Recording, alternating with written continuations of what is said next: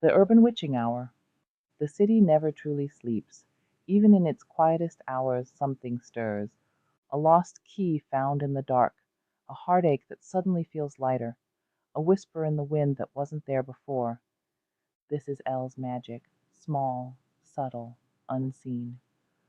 By day, she sells teas and herbs, blending remedies with secrets no one questions.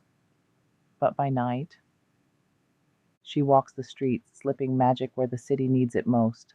Not for recognition, not for thanks, just because.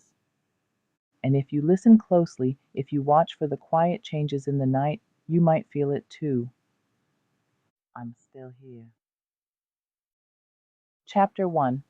The city that never sleeps, and neither does she. In a city stitched together with sirens, flickering street lamps, and the hum of distant conversations, there lived a woman named Elle.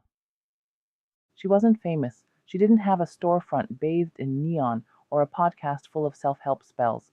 If you passed her on the street, you might not even notice her. But if you were paying attention, really paying attention, you'd feel something shift. The air would hum a little softer, your shoulders might ease, your breath might deepen without you knowing why. Ella lived above a tiny herbal shop tucked between a laundromat and an old record store that never seemed to be open.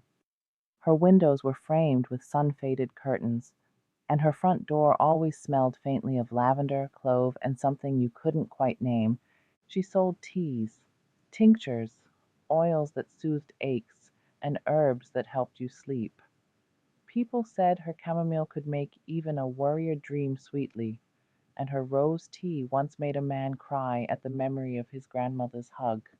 But no one ever called her a witch. Not out loud. Elle n'a pas d'objection. Not really. She knew the city didn't have much room for the kind of magic she carried in her bones. It welcomed pieces of her, the helpful pieces, the healing pieces, but not the full, roaring, starlit truth of who she was. So she lived modestly, quietly. She kept her spells small, her lights low, and her secrets tucked between the pages of an old leather journal she kept hidden in her bedroom closet. Still, each night, after the bells above her shop door stopped jingling, after the kettle cooled and the moon climbed higher, Elle would step out into the city, not as a shopkeeper, not as a neighbor, as herself. She wore a long wool coat the color of oversteeped tea, and boots that clicked softly against the pavement. In her pocket, she carried dried bay leaves, a sliver of smoky quartz, and a small twist of thread wrapped in copper wire. Little things, quiet things, but powerful too. It was during these hours, between midnight and 3, when the world was half asleep and half awake, that Ella did her best work. Tonight the sky was clear and sharp, stars scattered like breadcrumbs over tall buildings. A cool wind danced through the avenues, pulling at her coat. She paused at the corner of 92nd and Lenox, near the diner with the flickering O in its neon sign. A man stood nearby, patting his coat pockets with increasing frustration. He muttered something under his breath, something about keys. Elle tilted her head. She didn't approach him. Instead, she reached into her coat, fingers brushing a tiny sachet made earlier that evening. Inside, parsley for clarity, basil for luck, and a hint of magnet-dusted lodestone. She closed her eyes and whispered, not in English, not in Latin, but in the soft, knowing language of her ancestors, the kind of language that lived between leaves and breeze, between shadow and soul. Across the street the man looked down. His keys lay beneath a bus bench, glinting in the moonlight. He stared for a moment, then laughed softly to himself, shaking his head like it was all coincidence. Maybe it was, maybe it wasn't. Elle sourit, juste un peu, then kept walking. The city buzzed around her, but Elle moved through it like a thread through cloth, binding, mending, connecting. Somewhere a baby stopped crying. Somewhere else a woman dreaming of her ex felt a sudden peace wash over her chest. And on a rooftop 3 blocks away an old potted plant bloomed, for the first time in 7 years. These were the things Elle touched, not for glory, not for thanks, just because, and as the sky turned a deeper shade of blue and the first bird dared to chirp, Elle returned home. She lit a single candle, stirred honey into a mug, and let her shoulders finally rest. She missed home, real home, the place where magic was not feared but fed, where her full self wasn't too much or too strange, where stars whispered your name and every tree knew your story. But for now, she had this city, its pain, its wonder, its quiet need for someone like her. And every night, as the world began to sleep, Elle woke the magic in her veins and whispered back, I'm still here. Chapter 2. The Boy with the Broken Aura. Some people wear their pain like armor, others let it leak out in sighs, in stares, in silence. Ella had learned to see it, not with her eyes, but with something older, deeper, a kind of knowing that hummed just beneath her ribs. That night, as she stepped into the soft hush of the city's late hours, Ella felt it again, a dim flicker in the rhythm of things, a sadness moving too heavy, too slow, just a few blocks away. She followed it the way she followed most things, without urgency, without expectation, just with presence. At the corner of 108th and Park, a bus rumbled to a stop, releasing a puff of warm air and blinking headlights. From the back stepped a boy, maybe 16, 17 at most. His hoodie was too big, sleeves pulled over his hands, his shoulders slumped, not from tiredness, but from carrying something invisible and weighty. Ella stood across the street, still and unnoticed. The boy walked with no destination in his step, just movement, wandering, drifting like a leaf unsure where it wanted to land. And around him, his aura was fractured, not shattered, not gone, just dim, like someone had turned the light down inside him, hoping no one would notice he was still there. Elle closed her eyes. Not every wound needed a spell. Some required patience, others required presence. But tonight she felt a calling, a small tug in her fingertips, a whisper in the threads of her coat. This boy needed something, not words, not advice, a reminder. She reached into her pocket and pulled out a folded paper charm drawn earlier that week in quiet preparation. She hadn't known who it was for at the time. But magic has its own timing. The paper was small, worn at the edges. Inside it was a pressed calendula petal, a strand of red thread, and a rune drawn in charcoal, a symbol for return, not to a place, but to oneself. She crossed the street slowly, letting the boy move just ahead of her. He stopped at the corner to look at his phone, probably pretending to check something, Elle thought. Sometimes silence felt safer when you filled it with distraction. As she passed, she brushed close, not enough to alarm, just enough to slip the charm into the front pouch of his hoodie. No words, no glances. She kept walking. Behind her, the boy paused. His hand dipped into the pocket. She didn't turn around, but she felt the ripple, curiosity, confusion. Then something softer, a breath, a moment, a shift. That night, Elle didn't wander much farther. The city was quieter than usual, or maybe she just was. She returned home, lit a small bundle of mugwort, and whispered thanks to the ancestors who watched over the ones still searching. Days later, she passed the same corner at the same hour. The bus hissed again, and the boy stepped off. Same hoodie. But his stride had changed. Not fully, just a little straighter, just a little lighter. In his hand, a sketchbook. The corners were bent, and the cover was dusty, but it was open, and that mattered. Elle n'a pas souri, didn't wave. That wasn't her way. But as she passed, the boy looked up for a moment and met her eyes. There was no recognition, but there was something else. Warmth. And as Elle turned the corner, letting the shadows fold around her again, she whispered, Find your light, little ember, let it burn. Chapter 3. Echoes on the Fire Escape. The city had its own kind of silence, never complete but full of lullabies whispered in radiator clanks and distant taxi horns.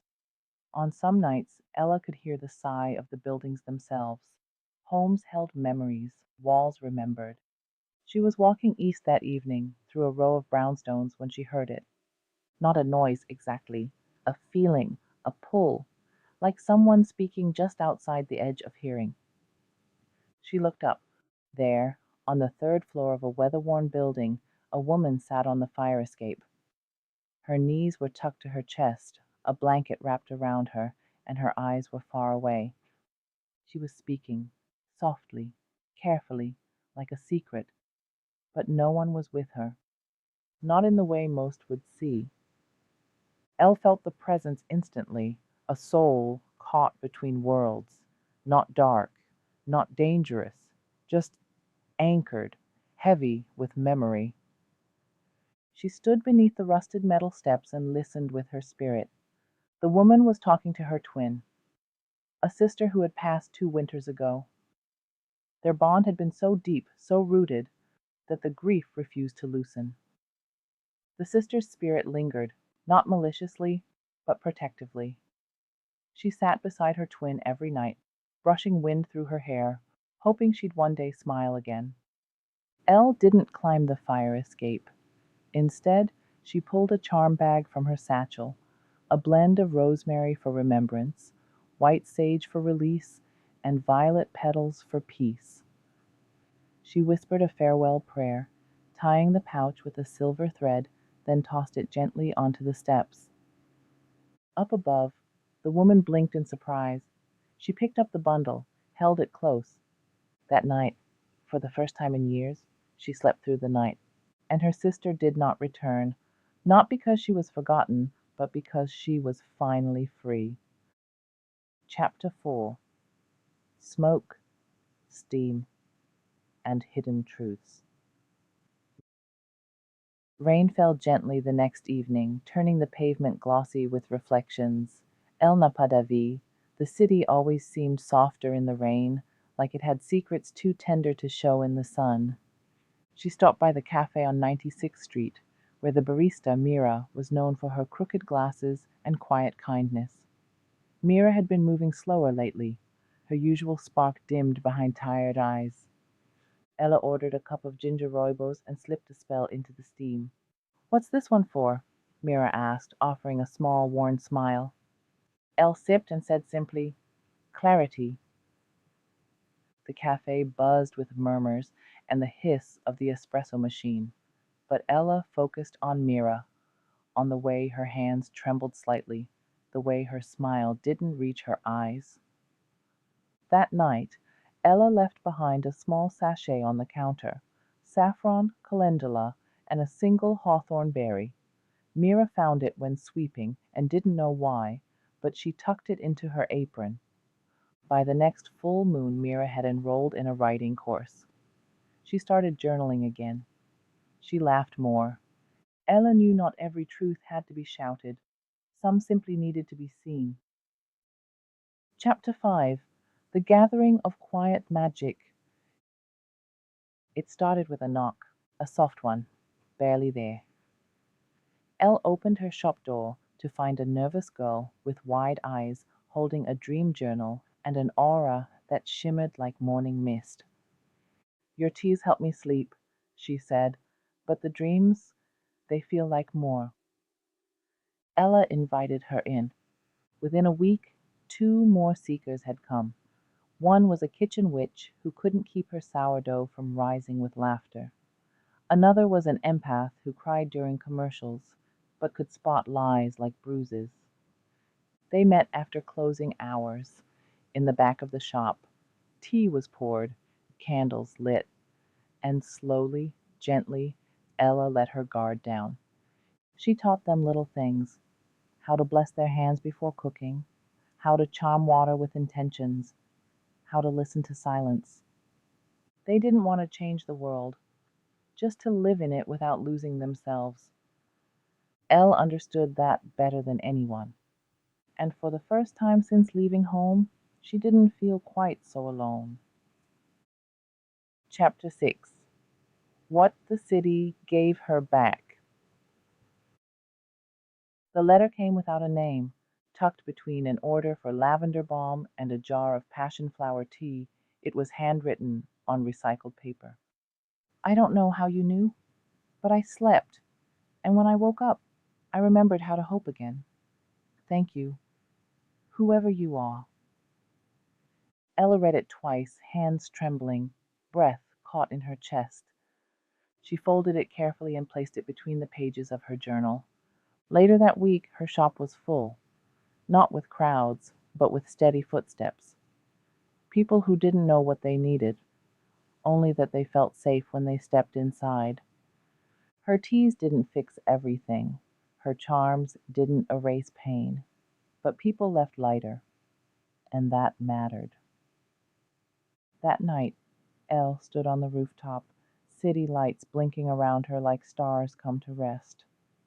She thought of her ancestors, of the forest paths she once walked barefoot, of songs sung in kitchens, not stages, of truth lived quietly but fully, and she whispered to no one and everyone at once, maybe I didn't leave home, maybe I brought it with me. Epilogue. The witching hour never ends. Months passed. The air shifted. Winter whispered into spring, and the city bloomed in small, stubborn ways. Tulips cracked through sidewalk cracks. Stray cats grew brave enough to nap in the sun. The scent of fresh basil drifted from community gardens no one remembered planting. Ella still walked, still brewed, still whispered, still healed. But something had changed. The city, once indifferent, now pulsed with a subtle rhythm that matched her own. Strangers met her gaze longer. Children waved. A man left fresh sage wrapped in brown paper on her doorstep without a note. And Elle, still modest, still soft, let herself stand taller. She knew now. Magic didn't have to roar. It could exist in shared glances, in laughter over tea, in the way grief loosened its grip when someone finally felt seen. One night, under a sky so clear it felt washed clean, Elle stood once more on her rooftop. A candle flickered beside her.